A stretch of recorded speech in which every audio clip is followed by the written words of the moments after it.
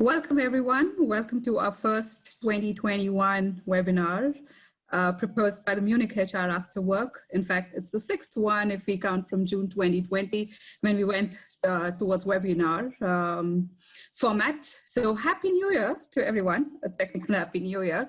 All right, so I'm Sushma, one of the two organizers, together with our dear Marie today. We are glad to kickstart the interesting session hosted by our guest speaker, Maribel Ortega, who's a mentor and a coach, keynote speaker, whose mission is to inspire and empower professionals to find their worth and to be confident, take up new opportunities, and ultimately lead fulfilled lives. So today, she's going to deep dive into the exciting and the most talked topic at this time, that is the emotional resilience and regulation, and more specifically, how we can learn to be in control of our emotions. So since June 2020, we have proposed the webcast format specifically, which got replaced by our usual get-together, which we used to do it in one of our face-to-face in a bar located in the heart of Munich. Hopefully, fingers crossed, we're all looking forward to meet you again in person. But in the meantime, yes, we are glad to get participants from all around the globe. So thank you for joining us tonight. If you have observed, most of you are automatically muted by the system. So when joining the conference room, feel free to unmute during the session and share your thoughts. We also request you to use the chat box if you have any questions and to keep the session interactive. Finally, if you've just finished your work, sitting on your couch, grabbing something to eat, or if you just had a very bad head there, don't worry at all. Please keep your webcam on so that we can make this workshop even more effective and lively. So that's one request from all of us, from three of us, in fact. So for your information, this webinar would be recorded, and we will make sure that we share it on the LinkedIn community, but remove any personal information. So enjoy your time with us, and Maribel, over to you. Thank you very much. Before I start, I'd like to thank Marie and Sushma, both of you, for thinking of me and reaching out. We have been talking for a couple of months about what the best topic would be for today. And I think we made a good choice with something that at this moment is quite useful. So at least from my side, my intention is to give you ideas and tools that you can use right now during the time that we're working together and from then on. Before I start with the presentation that I have, I would like to ask you to write in the chat what is the most important thing that you would like to take away from this evening. So the topic I gave to this workshop is conquer your emotions. Kind of. This is what we're going to try to do. It is possible. It just needs a little bit of practice. Now, one thing that is important, and I want you to practice it now, is single tasking. Single tasking reduces stress.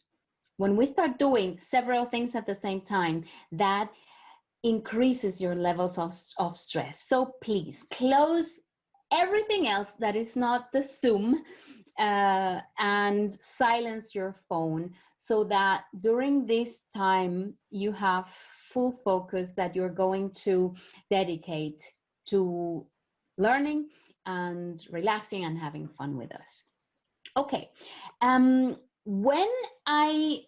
word that I hear again and again and again and again during these times, and also related with emotion, is the word overwhelm. When you hear the word overwhelm, can you please go to the chat box and tell me what comes to your mind? Just write anything that comes to your mind when I tell you overwhelm. Excellent, exactly. I feel the same, and thank you for sharing all those insights. And actually, the thing is, overwhelmed. When you're overwhelmed, this is a verb, and it means that you are, imagine like a glass full of water, and overwhelmed is that thing cannot contain just one drop more of water anymore. It's inundated, it's defeated, or like the batteries of your phone are dead, overpowered by thoughts, emotions, and senses. This is like the real meaning of overwhelm. And overwhelm occurs when that glass, imagine that that glass is you or me, it's ourselves, and inside our emotions. When that glass is full of emotions and those emotions are spilling, that is what overwhelmed feels like, and they are everywhere. And please nod if you agree that it feels like this. It feels like explosion, things are going out of control. And the thing is that it feels like that, but I don't see it. If you have an accident with your bike or skiing or whatever, and you break your arm and you need a cast, or you hit yourself and there's a bruise and I can see it, then people will see it. If someone breaks their leg, do you think people ask them, you know what, just get over it? What's your problem? And the thing is that physical pain is exactly as important and creates, and it's actually in the brain, it's in the same place of the brain as emotional pain. They're both in the same place. So when we are overwhelmed, what we're dealing with is with emotional pain. I'll explain later what that means. And now when you're dealing with a lot of emotions, people, or you're sad or whatever it is, people say, you know what, just organize your time and just get over it. What's the big deal? Everyone is dealing with the same thing. And actually that is not fair. That question is not okay. And the important thing here is that your thoughts are the beginning of everything. Your thoughts create emotions. Your thoughts, they affect your behavior. Your thoughts can be irrational at times, and that's normal. Your thoughts create how we perceive ourselves, how we perceive others, and they create also language. So all is in your thoughts, and you say that in language. And it's how it helps you perceive your reality. That's a little introduction, and then to what we will learn tonight. The first thing is, and this is where I promised that I would be speaking a little bit more because it's a little bit of theory, but it will be fun, don't worry. That's the brain's organizing principle. Here you will understand why it's like that. Why does it have to be like that we become emotional and we have a problem dealing with it? The second thing, and this is where we're going to be doing a lot of exercises, is how to regulate your emotions, the techniques. And then I'll be showing you techniques, and then we're going to practice that. And some quick tools in how to improve your mood. That's the last part. And if you're okay, I would suggest let's start with the first part, and that is the brain's organizing principle, meaning how does our brain work? Our brain, in terms of evolution, is not old. The planet is really, really very old, and evolution takes a lot of years for things to change. That means our brain, as it is today, is basically the same as the brain of the Homo sapiens that was living with Homo erectus and the other homos that were in the caves and whatever. So how our brain works in this amount of time, for evolution, that's nothing. That's like in the blink of an eye. That means that what worked there, the systems that we needed then, they haven't changed. And that's why our brain still works with a system of reward and threat. And you see the red arrow is longer. And I wanted to make it a little bit bigger. I don't know if you can see that. The thing is that threat is more important for our brains, and it creates a lot more reactions in our brains because it's for survival. And reward is good. You see the happy face, but it doesn't last as long. But reward is better.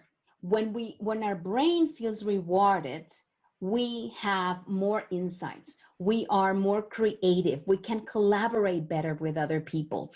Our working memory is better. We have a lot more ideas. And basically, we're just happier when we feel that we are in a rewarded state. When you are stressed, overwhelmed, it's just not fun.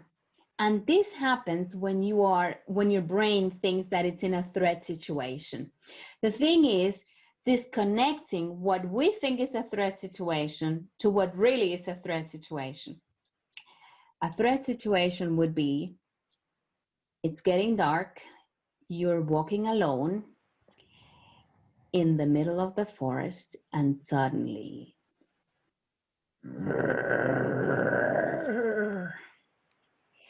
that's the idea of the reaction of your body. That is a real threat situation. And what do you need to do?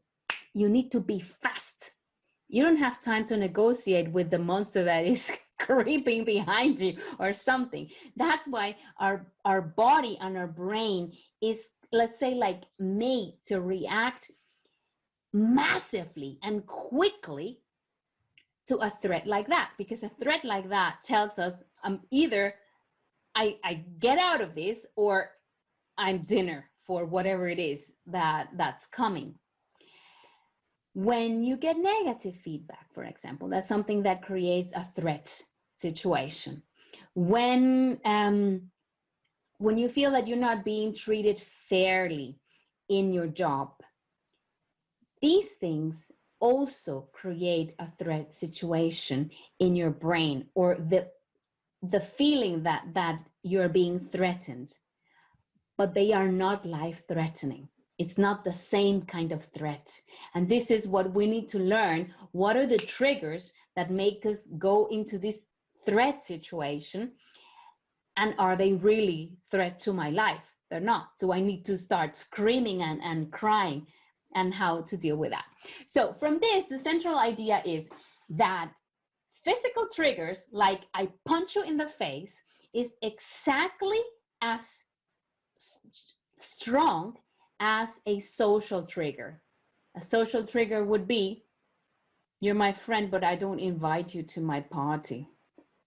And that would be leaving you out, or giving you direct, very honest, crass negative feedback.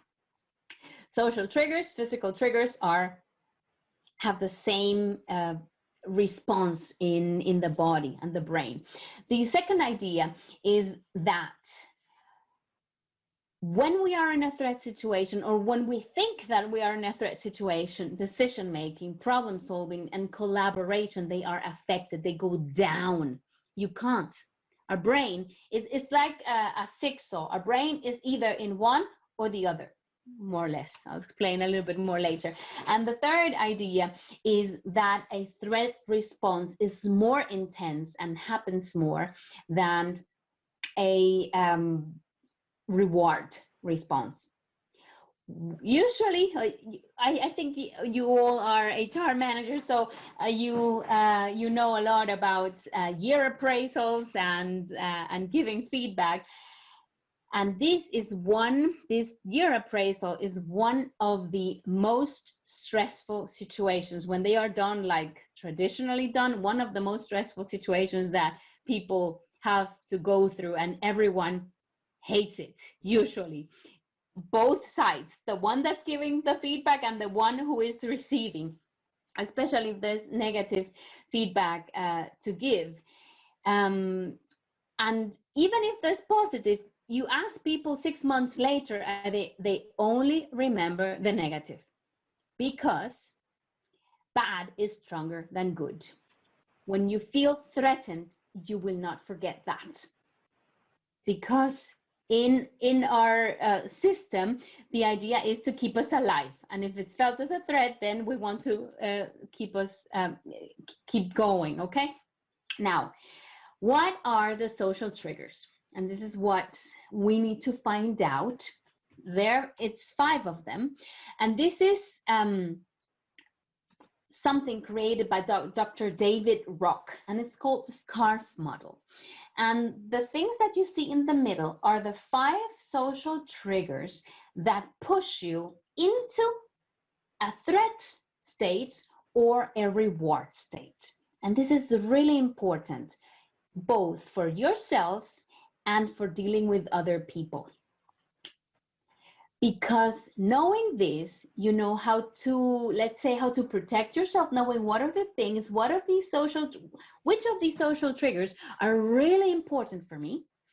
And when you're communicating with other people, how do you give them most of these 5 things so that they feel rewarded? When people feel rewarded, they will be more willing to agree with you. They will have better ideas. They will collaborate better. So you want people to be, not only yourself, you want your colleagues to feel that they are in a rewarded situation, because it's better just for everyone. Work is just more productive and more fun.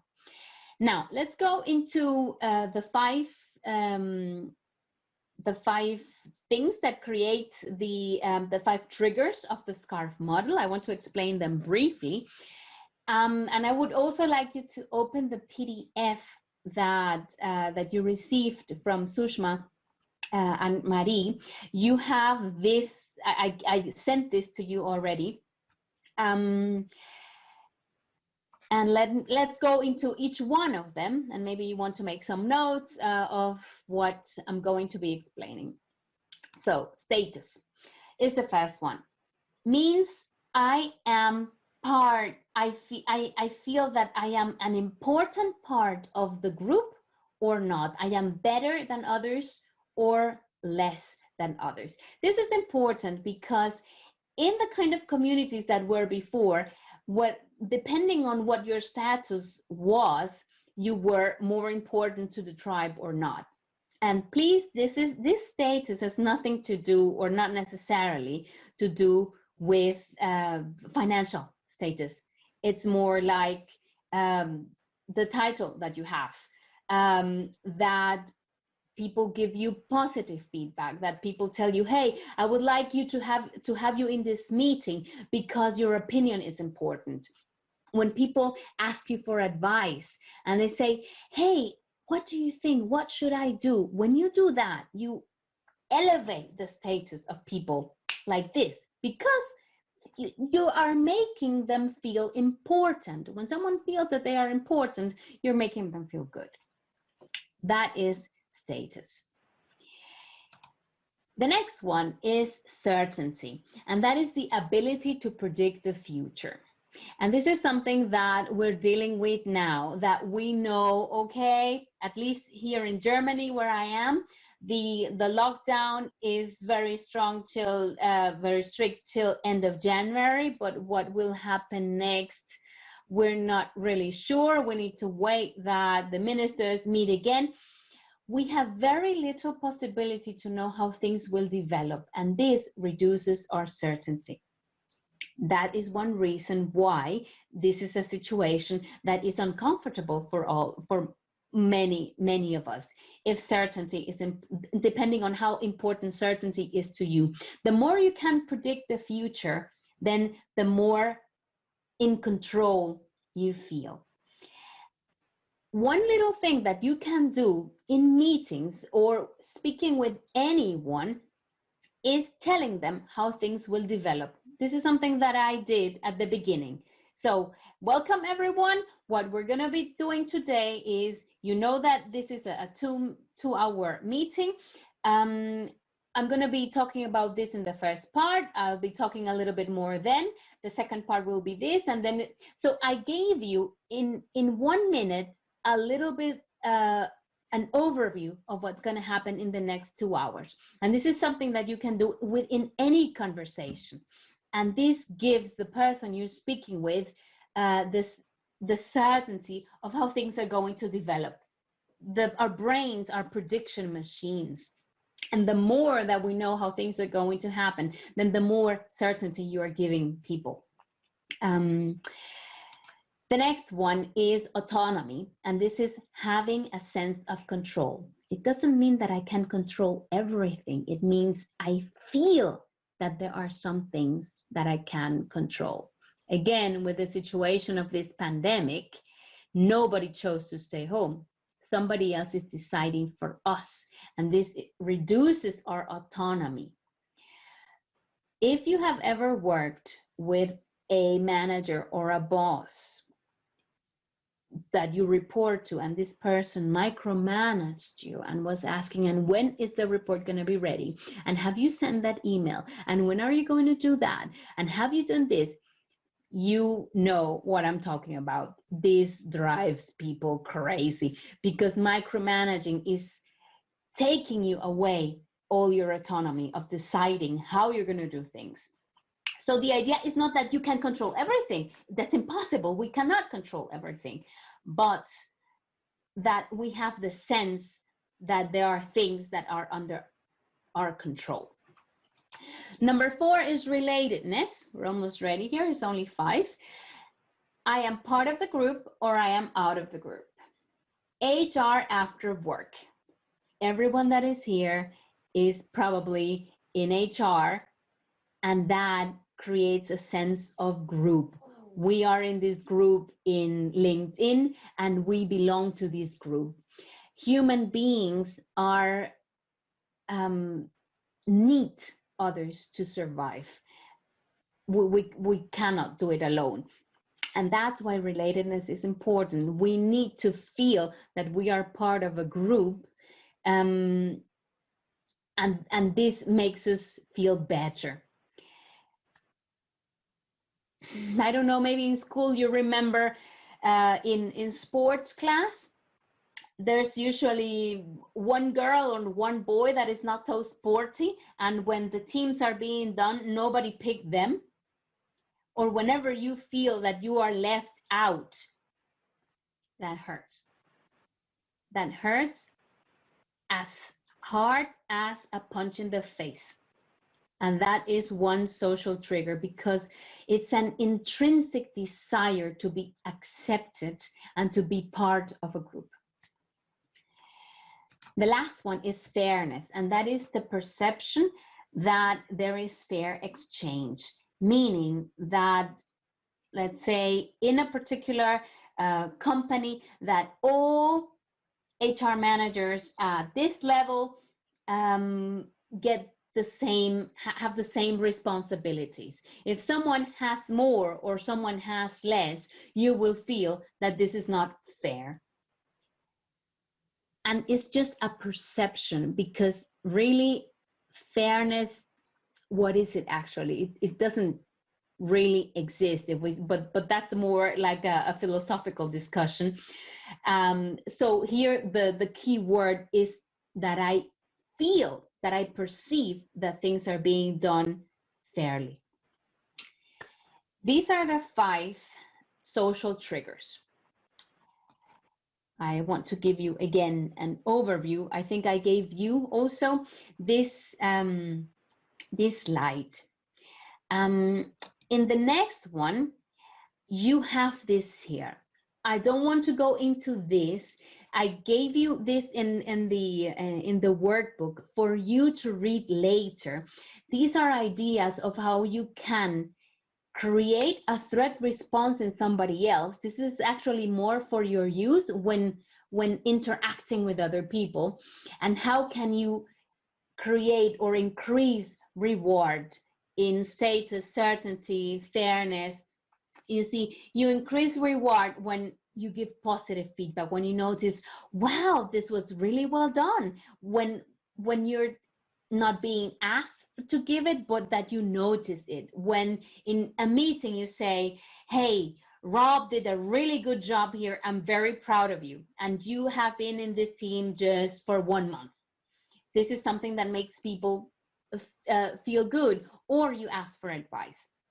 Also, how you increase certainty is being transparent, creating plans together with your team so that you know what's the vision, what are the milestones that you want to achieve. Autonomy. Of course, you cannot give autonomy to decide everything, but you can give people the options when they want to do it, how they want to do it.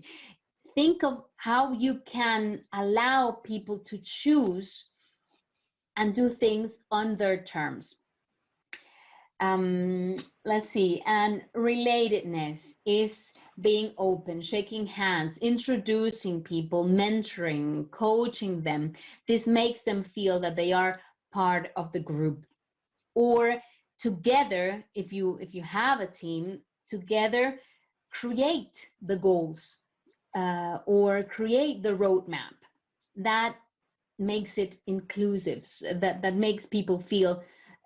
And you see, they are interconnected, because as soon as you create together the goals for the first half year, you are also increasing their status, because they feel that they are important, and you are also giving them certainty, because and also autonomy, because they in that example everything is interconnected, because they are able to express their ideas, and they also see what is the plan for the next 6 months. And fairness is transparency in communication, to share as much as you can of whatever it is topic that you know. Do we have any questions? Now, this is the last thing that I'm going to explain, and I would like to then do the first exercise. But it's important that these 5 triggers are understood. Does anyone have a question? Are we okay with this? Okay, now the exercise that I would like you to do is to first think in which order these social triggers are important for you. They don't have the same ranking for everyone. For example, for me, status is number 1. That means when I see that my work at companies is creating result, when I get a call from an HR manager and says, hey, we got such a good feedback from that team building workshop or whatever, that for me is better than having chocolate, or than getting a kiss, or you know, imagine anything positive. For me, this is like, yes, this is great. But certainty, which workshops I will be doing in September, you know what, that's not so important for me. Certainty is a lot lower, but autonomy is a lot more important. I have a little story here. One way to recognize which of these triggers, or which of these 5 areas trigger you most, is to think, when I don't have it, it makes me mad. It makes me go crazy. I'll give you an example. Autonomy for me is very important. I'm self-employed. I want to decide who I work with, when I work with. Of course, being self-employed doesn't mean that I have all the choices, because I have clients that I want to please. So, but I had this situation that I had in a company, an HR manager that said, okay, Maribel, can you please tell me, where are you? I had like 10 different teams and that I was coaching in that company. And then she says, I would like you to send me an Excel sheet explaining in which area have you worked with each team, what is the expectation for the next 6 months, and what are the problems that you have encountered? And the more she told me exactly how she wanted to see it, by when, and all the details, the more I felt, oh my goodness, this feels like she's grabbing my neck. Because with that, she was reducing the more details and the more specific that she got, and by when and how I should do it. And this is the template that you need to, it just felt asphyxiating. Nothing happened. I continued smiling and I provided what she wanted, but it's just for you to, this is an example. The more, at least for me, the more she took my autonomy away, because she was dictating exactly what she wanted to the last detail, the more emotional I felt that I got. And this is what I want you to do. In the next slide, you also have this in your workbook. On the left side, you have the 5 social triggers. Which one, when it's taken away, makes you raving mad? So I would like you to make a list of all of them in the order that it's important to you. After that, I will send you to speak for 6 minutes with one person, so that, because in speaking, we think it through again. So you will each have 3 minutes to explain why you think the first one is this, the second, and the third, okay? So now you have 2 minutes to think in which order are these social triggers. Let me just get my clock so that I give you 2 minutes, starting now. Well, this should give you an idea of what you need to pay attention to when you're dealing with other people. Status, asking for advice, giving positive feedback, recognizing positive things that people have been doing, and giving people the liberty to do things how they prefer in their style, giving them the sense that they have some autonomy. This puts them in a reward state. Okay, so I'm going to end the polling now.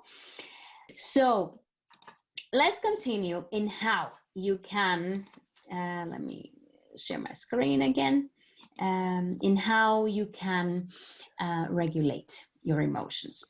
The first thing that I would like you to do for this is to empty your brain and think of 5 or 6 situations that create in you a very strong emotional response. I'll give you 3 minutes to think of this. If you're ready, then just let me know. So there are 2 ways. Now you have your list. Put that to the side. We're going to use that later. Now I want to explain what are the ways, the options that we have for dealing with situations that make us. The first one is situation modification. Whenever there is an emotional response, at the beginning it's small, and then it starts getting more and more and more and more. The time and the intensity, they can increase. And you can, before the strong emotional response happens, the first thing that you can do is change the situation. That's the first one. And once there is an onset of a really strong triggering an emotion, then you can use cognitive change. And within that cognitive change, we have 3 options, and that is labeling, reappraisal, and direct experience. We'll go into detail in each one of them, and also trying different exercises, so don't worry about it.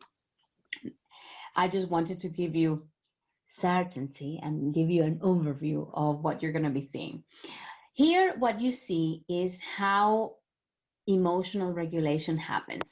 This is arousal is on this axis, and time is on the horizontal axis. The more the line goes up, the more are you negatively, emotionally aroused. And this happens the longer that triggering situation is happening. In the middle, you have the emotional engagement when it starts like getting you angry, right? Before that, that's when you have the situation modification. You can do something before you even start feeling bad, because this is something that you can predict, and you know, whenever this happens, I get angry. So before it happens again, you can plan something.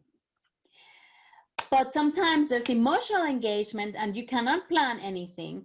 And then you have three options. Either you express those emotions, you start screaming. For example, your department is being closed and 300 people will have to be laid off. This is what? Oh my goodness. Oh, and then if you get into that emotional, you can express it, and that would be getting angry, screaming, crying, whatever it is. Or you can suppress it. That this can suppress it means you are controlling it without modifying anything, and then you just, it's like you're cooking something and you're pushing the lid down. You can do it for a while till it explodes. So suppression at some point becomes into expression of those emotions, and also in the long run to to depression, or to feeling very low energy, and whatever. We don't need that. What we need is cognitive change. This is what you're going to learn today, because the other two are emotionally exhausting. Now, these are the options. Let's imagine that we are still going to the office, right? And this is something that you can use in your private life and in your corporate life. Let's imagine that it's like normal situation, and there's this one person in your floor or in your department, that this man or woman, whatever, is this type of person that is just negative all the time and is nagging, and any comment that this person has is like, oh my goodness, and my team lost the football, and oh, it's raining, this is so horrible, oh, the sun is shining and it's too hot. Do you know people like this that find like something negative in it, that doesn't matter what happens, and that's their choice. The thing is that usually we get this negativity when we are in the aura of this person. Now you know this. So let's imagine. Oh, wait a second. That was this. This is not what I wanted. I'm sorry, I have a mistake here. The one that you need to be looking at is the one on your workbook. I should have changed this because I changed the example. So look at the one at your on your workbook. We like this one too. Yes, but this one is not. This one is very not, interesting oh my one, really. Anyway, we get drunk. That's it. Oh my God. Okay. Now, it's fine. This one is more for the example. You know what? You have the corporate example on your workbook, and you have the example of yes, your private life. So we can go through both. In the one that was the professional one, it was supposed to be this kind of negative person that you want to get coffee, and that person is there. And it's basically the same situation, is engaging in conversation with someone that has some kind of negativity. In the example that I'm sharing here on the slide is your ex, and that you have still negative emotions, or maybe you're still in love or whatever, or the breakup was bad, or it could be this colleague that is really negative. So do you go to get coffee and talk with this person, or in this case, that what you're seeing here is go to the party or not go? So you could decide. This person can put you in a bad mood. Maria and her friend, they're just laughing off. It's okay. You can laugh on my account. So you can decide, okay, this is a bad moment for me now. Maybe on this day you had a discussion with your partner and you don't need this negativity from this person. So you decide, you know what, I'm going to go get my coffee later. And that would be the situation selection. You choose to not go into that situation to protect yourself. This is not being not being a coward. This is knowing what triggers you and respecting that, so that you are in a good place. And some days we feel strong and we can take a lot of things, and other days we can't, and that's okay. So if that was a morning that, I don't know, that maybe it was difficult getting my son ready for school, or I almost lost the train, and I just don't feel, like relaxed, then I just wait. Why go into that? That would be the situation selection. If I decide, okay, I can deal with this person today, no problem, then I go get my coffee and I start talking to this person, and I have two options. You know what? Wait, I have the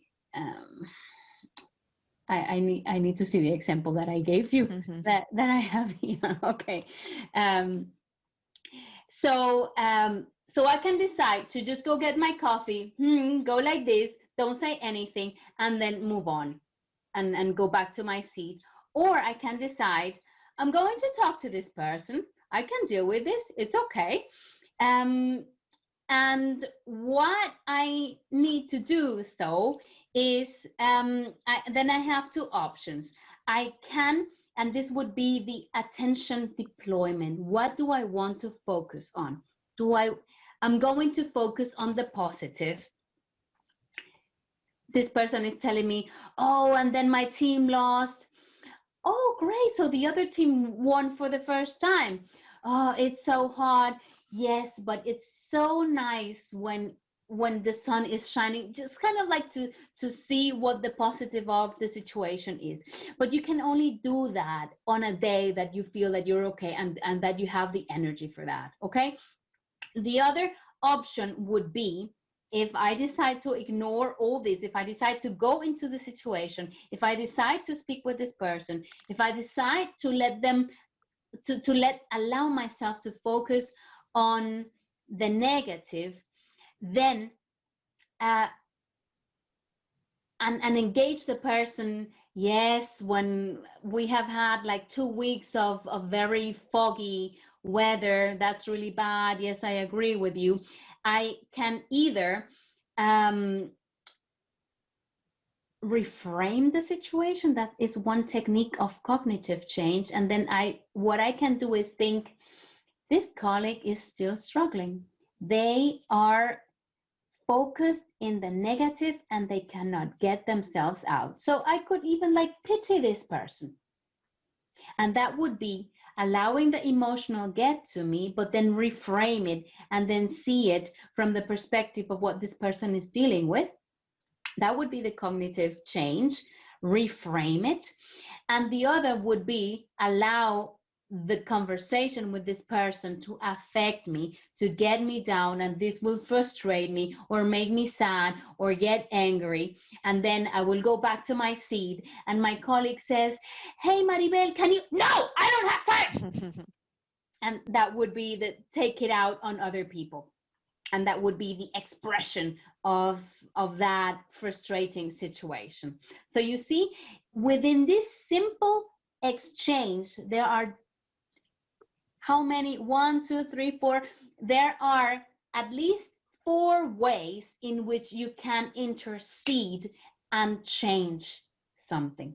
If it's a situation that is repetitive and that you can predict. Okay.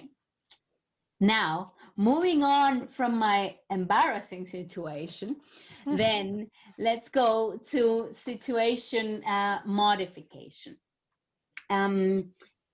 When you know that something triggers you, that a situation triggers you, one technique that I would like to share with you is the if-then plan. If situation X occurs, then I will perform behavior Y.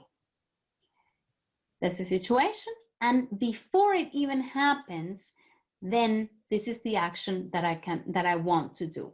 You can use it for creating habits. For example, you want to eat to lose weight. It can even be for that.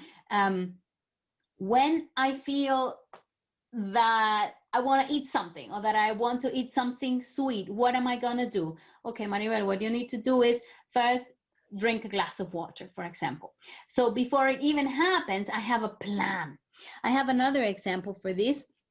I have a client, and this guy is, well, he is, and he thinks, and he knows he's this hotshot manager, very important, going from one meeting to the next, and then we have a weekly coaching session, but he's always late because, of course, this guy is so important, and he arrives every time 15 minutes late, leaves 10 minutes. Well, where do I sign? Yes, because I have now a financial meeting, and I like but my conversations with him, but I don't like that he comes late. And I realized after this happened a couple of times, the first 2 or 3 times I thought, this is not fair. I don't want this. But he thinks he's so important and that I can wait. And okay, he pays very well. That's why I'm there too. So, but even though fairness for me is not one of my triggers, and all these social triggers, they are situational. In this particular situation, because I felt like he was enjoying it, for me this was unfair and I didn't like it. So I just noticed this is getting me angry. So what am I gonna do? One option is I can stop seeing this client. I don't want that. I'm gonna bring my laptop next time. So whenever he's late, I have something productive to do so that I don't feel that I'm losing my time.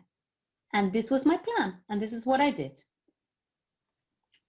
What happened next time? He arrived late. And how was Maribel? Relaxed, because I had a plan. I knew what I was gonna do.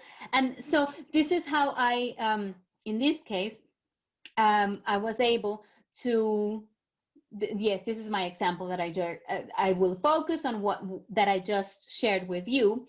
If a client is late for a meeting and keeps me waiting, I will focus on what I can do to use the time, like answer emails, update my to-do list, whatever it is that I can do. Now that all the meetings are online, it's a lot easier. This example is from when I went to the client and met in their premises. Okay, now I'd like to give you the opportunity to use the if-then plan. So pick a situation that you can, in this case, it needs to be predictable. Think of a situation. I'm going to give you 2 minutes for this. What is the situation and what would you do? Now, I would like to continue to the cognitive change. And here, what we have are 3 different techniques. The first one is really, really quickly, and there, now I have the right one. It just moved to this one. And now we have it. And so this is the cognitive change. Is this place here, the techniques that I'm going to share with you where you can use them. So the first one is labeling, and this is really simple. You just, instead of saying whenever this happens or getting emotional by explaining a lot of how you're feeling. Let's say you have a dilemma and then you're talking with a friend and then you start explaining, and can you imagine, and my boss this, and my boss said that, blah, blah, blah, blah, blah, blah. That does not calm you down. The technique to calm you down is to say less. So you think of 3 adjectives that describe how you're feeling.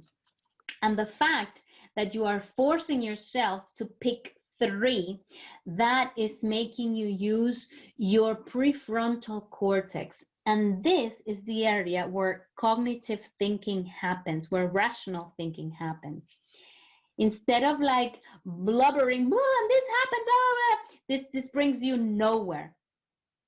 When my boss speaks like this, it makes me feel angry, unappreciated, and sad. 3 words, and let them settle.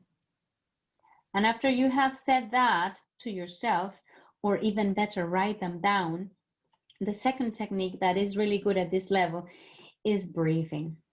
Just concentrate on your breathing. That is actually the third part, that is the mindfulness. But whenever you are, let's say, in a meeting that there's a situation that is affecting you negatively, emotionally, and you cannot get out of that meeting, labeling, if you are not in the moment speaking, then you can just write the 3 words, and then you can concentrate in your breathing, and the meeting goes on, and then you just go, and you hear the people speaking, but your focus is here in your chest and the air coming in and out. If you have some experience with yoga or with meditation, then you know that this works well. And the third thing that you can do, and this is a little trick, you need to touch with the top of your tongue your palate, meaning there, massage your palate, and that softens and touches some nerves that calm you down. You can try it. You just touch it and then concentrate in the breathing.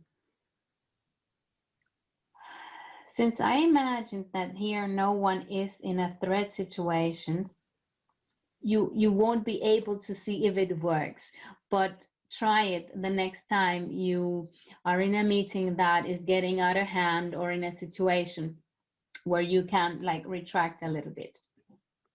Now, the most of the time that I want to spend now is in reappraisal, because this is the one that has a lot of ideas, how the techniques that we can use to calm down our emotions, that you can use for if it's negative emotions related with the lockdown, for example. And the idea of reappraisal is to change the light into how you are seeing something, in a way that it gives you better and greater understanding. And the last one is direct experience, and this is another word for mindfulness. Mindfulness is a practice of your body and your mind being in the same place. If you're here in this workshop and you're looking at your phone, then you're not here with mindfulness. Only one part of your brain is here, and you're not taking creating full concentration in one thing.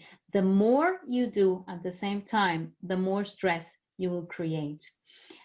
Practicing mindfulness is being focused in one thing, and then the next, and then the next, and then the next. And that gives you clarity and calms you. Now, let's focus on what reappraisal is. And these are the types of reappraisal that there are.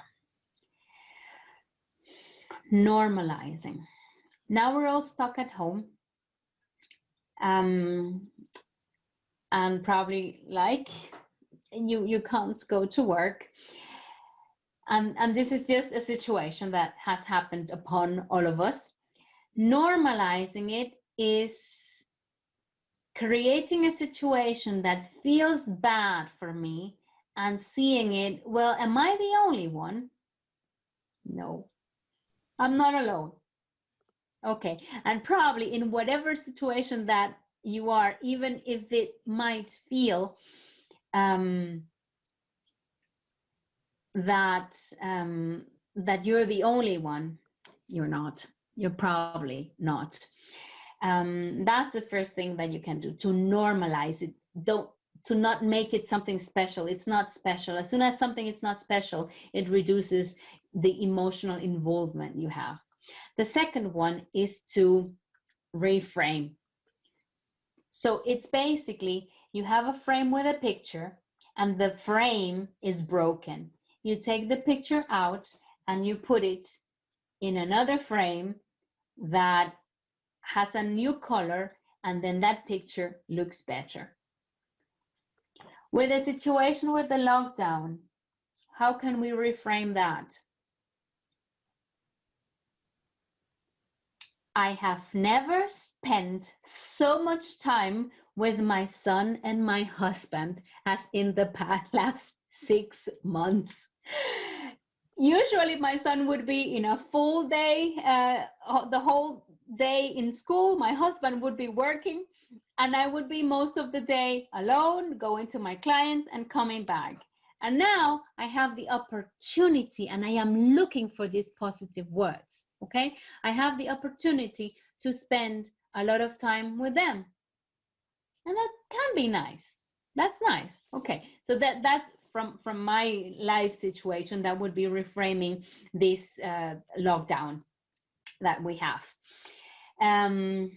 Distancing. Today, 19 January 2021, January 2026. What am I going to think about this in 5 years? Okay, I will be almost 50, so I will be worried about other things. In 5 years, I would probably think, wow, that was really hard back then, but thank God that vaccine came and that is all over and life is different and better. Could be. That's what I'm hoping for. So you imagine you push yourself 5 years from now, how would you think looking back into that situation? Reprioritizing is the fourth technique. I can't go out and go to my clients. I can't go out dancing, what I like to do, or meet my friends for a coffee, but I'm healthy. I have an office here. I have a house. When I look outside, it looks beautiful in the countryside of Munich. My family is healthy. So if I take a look at the priorities of my life, where is this in the priority? So you reprioritize. Usually these things that we feel like are so huge and so horrible, if we take a look from a bird's eye perspective, you will find other things that come in over them or before them in the priority of your life. That would be. Not all of these work for all situations, but we just have one that the lockdown that can lend itself to. These are just many options, and then you see what works in the situation that you're in. And the last one is repositioning. I don't live alone. I live with 3 other people. When my father calls, I have never spoken also of my father in the Dominican Republic. He lives alone, and he calls a lot now, because he's slowly. And when I remember a year ago, it was like in March, and I was, and Ricardo is here all day, and my husband doesn't leave. And my father was like, what are you complaining about? I'm all alone here the whole day. And then I shut myself up and I thought, you know what? What am I complaining about, really? So you put yourself in the position of somebody else and think, what would they say? It's kind of like you're in a difficult situation with your boss or whatever. Then you think, what would my partner tell me in this situation? What would my best friend think of somebody else? Or what would my ex-boss would say? If you're in a Whenever you're in a difficult situation, think, what would this other person say? And what would be their perspective? So it's kind of like forcing you to change perspective in a particular situation that you have. Any questions about the 5 strategies here? Are all 5 clear? Maribel. Yeah. Thanks to your examples, it's actually quite easy to get, I would say. Super, excellent. Now over to you. I asked you to write 5 or 6 situations that trigger you in a negative way. Now get that paper back. I'm going to send you 2 groups, and now you have 10 minutes time to pick 1 or 2, depending on how quickly. Remember that you don't need to use all 5 options for each and every situation. Maybe you pick 1 and then you find 2 that work, and then you move to the next one. So I would like you to talk through with your partner, how could you use these techniques in the triggering situations that you have? Any questions about the instructions or what you have to do? Remember, cognitive change is whenever the emotional trigger has already started creating emotional involvement from you. And then you have 3 options. I mentioned the first one is labeling. So basically just saying 3 things, very succinct, how you're feeling. Second one is reappraisal, and that is what you have done right now using the 5 techniques of reappraisal, that you have 5 different options of how you can reappraise situations. And the last one is direct experience. So I'm going to stop the share because I want to say a couple of things about this. Basically, direct experience is that your brain is paying attention to what is happening right now in this moment.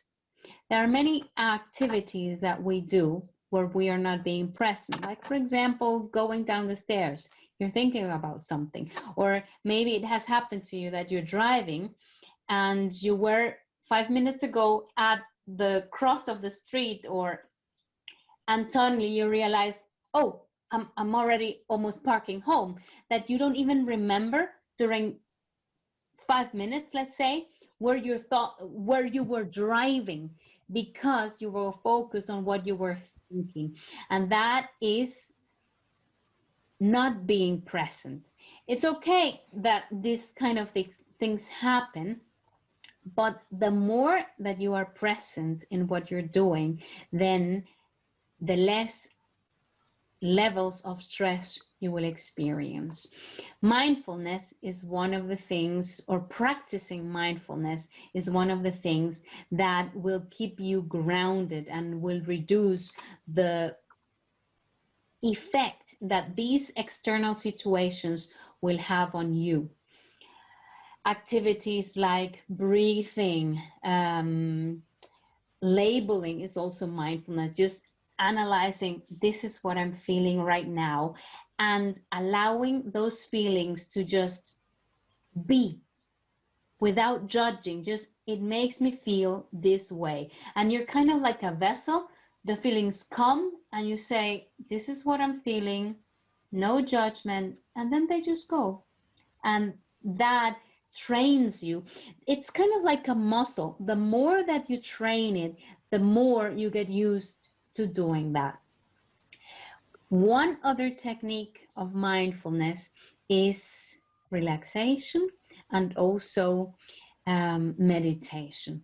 And this is the last exercise that I am going to do with you tonight in order to give you an idea of what it feels like to be mindful and in the moment. But basically, it's my brain, my thoughts, and my body are in the same place. We're going to do a little meditation of a couple of minutes. So I would like you to please sit on your chair in a way that is relaxed for you, with your feet on the ground and your back relaxed on the back of the chair. So make yourself comfortable as best you can where you are sitting. Allow your back to be straight but not stiff. Feet on the ground. If you prefer to stand up or if you prefer to lie down, that's also okay. You can do that, but make sure that you're just comfortable. Your hands could be resting gently on your lap or at your side. And when you're ready, first start with your eyes on soft focus, soft gaze, and slowly you can allow your eyes to close. Now take several long, slow, deep breaths. Breathing in fully and exhaling slowly. Breathe in through your nose and out through your nose or mouth. Feel your stomach expand on an inhale and relax and let go as you exhale. Begin to let go of noises around you. Let them just be. Whatever is happening around you, it can just be. And begin to shift your attention from outside to inside yourself. If you're distracted by any sounds in the room, just simply notice this and bring your focus back to your breathing. Whenever thoughts or sounds distract you, just notice that and bring your attention back to your breathing. Now slowly bring your attention down to your feet. Begin observing sensations in your feet. You might want to wiggle your toes a little, feeling your toes against your socks or your shoes. Just notice, no judgment. You might imagine sending your breath down to your feet as if the breath is traveling through the nose, to the lungs, and through the abdomen all the way down to your feet. And then back up again, out through your nose and lungs. Perhaps you don't feel anything at all. That's fine too. Just allow yourself to feel the sensation of not feeling anything. When you're ready, allow your feet to dissolve in your mind's eye and move your attention up to your ankles, calves, knees, and thighs. Observe the sensations you are experiencing throughout your legs. Breathe into and breathe out of the legs. If your mind begins to wander during this exercise, gently notice this without judgment and bring your mind back to noticing the sensations in your legs. If you notice any discomfort, pain, or stiffness, don't judge this, just simply notice it. Observe how all sensations rise and fall, shift and change moment to moment. Notice how no sensation is permanent. Just observe and allow the sensations to be in the moment just as they are. Breathe into and out from your legs. Then, on the next out breath, allow the legs to dissolve in your mind and move to the sensations in your lower back and pelvis, softening and releasing as you breathe in and out. Slowly move your attention up to your mid-back and upper back. Become curious about the sensations here. You may become aware of sensations in the muscle, temperature, or points of contact with furniture. With each out breath, you may let go of the tension you're carrying, and then very gently shift your focus to your stomach and all the internal organs here. Perhaps you notice the feeling of clothing, the process of digestion, or the belly rising or falling with each breath. If you notice opinions arising about these areas, gently let these go and return to noticing sensations. As you continue to breathe, bring your awareness to the chest and heart region and just notice your heartbeat. Observe how the chest rises during the inhale and how the chest falls during the exhale. Let go of any judgments that may arise. On the next out breath, shift the focus to your hands and fingertips. See if you can channel your breathing into and out of this area as if you are breathing into and out from your hands. If your mind wanders, gently bring it back to the sensations in your hands. And then on the next out breath, shift the focus and bring your awareness up into your arms. Observe the sensations or lack of sensations that may be occurring there. You might notice some difference between the left arm and the right arm. No need to judge this. As you exhale, you may experience the arms soften and release tensions. Continue to breathe and shift focus to the neck, shoulder, and throat region. This is an area where we often have tension. Be with the sensations here. It could be tightness, rigidity, or holding. You may notice the shoulders moving along with the breath. Let go of any thoughts or stories you are telling about this area. As you breathe, you may feel the tension rolling off your shoulders. On the next out breath, shift your focus and direct your attention to the scalp, head, and face. Observe all the sensations occurring there. Notice the movement of the air as you breathe into or out of the nostrils or your mouth. As you exhale, you might notice the softening of any tension you may be holding. And now let your attention to expand out to include the entire body as a whole.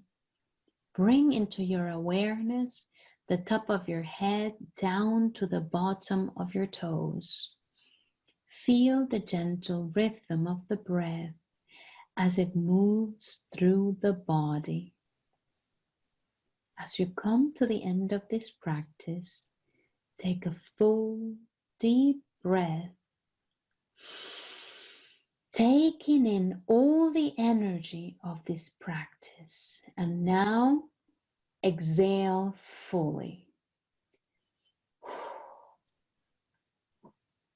And when you're ready, slowly open your eyes and return your attention to the present moment.